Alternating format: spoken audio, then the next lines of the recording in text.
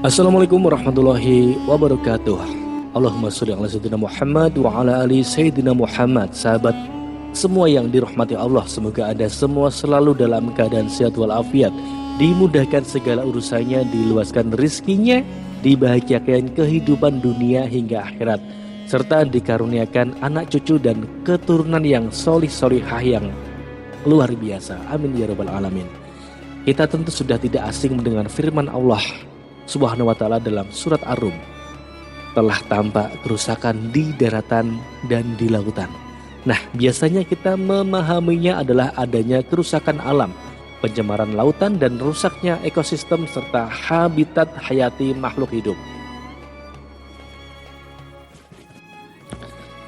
Tetapi lain halnya dengan penjelasan sahabat mulia Rasulullah SAW, yakni Sayyidina Abu Bakar Asy-Siddiq radhiyallahu anhu.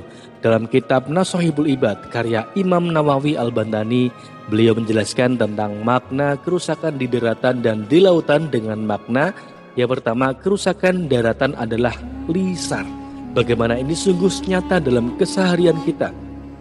Bahkan di dunia internasional terjadi peperangan, bisa karena pemimpin negara melakukan statement provokatif dan menuai reaksi dan perlawanan sehingga memicu terjadinya konflik dan peperangan.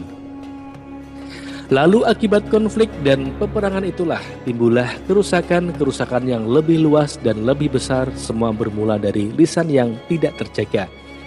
Kerusakan lautan maksudnya adalah hati. Banyak pula terjadinya adu domba, kekerasan, pertumpahan darah karena kedengkian, sakit hati, bahkan kesombongan yang memicu balas dendam dan amarah serta angkara murka. Semua dimulai dari penyakit hati. Apabila lisan rusak, maka menangislah manusia karena merasa tersakiti. Apabila hati rusak, maka menangislah malaikat. Di antara rusaknya lisan adalah digunakan untuk mencaci maki orang. Adapun di antara rusaknya hati adalah melakukan riya, sehingga para malaikat menangis karena menyesalkannya. Sebab diserumpamakannya hati dengan lautan karena hati memiliki sifat luas dan dalam. Maka ada istilah palung hati yang terdalam, ada juga istilah hati seluas samudra dan lain-lain.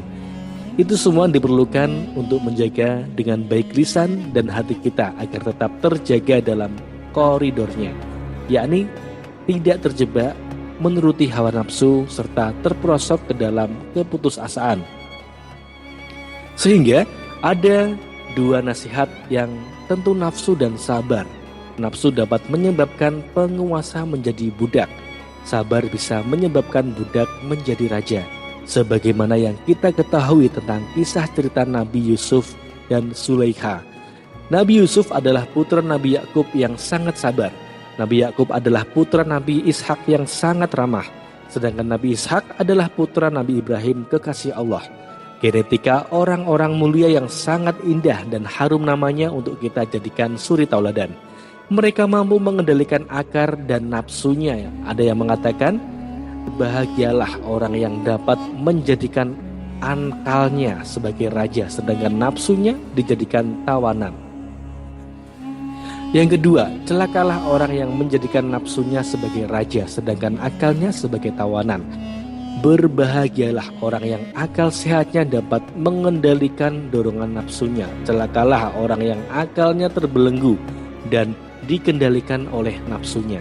Semoga kita semua dianugerahkan akal yang sehat, jiwa yang sehat, serta iman yang baik. Amin ya rabbal alamin. Wallahu a'lam bishawab. Wassalamualaikum warahmatullahi wabarakatuh.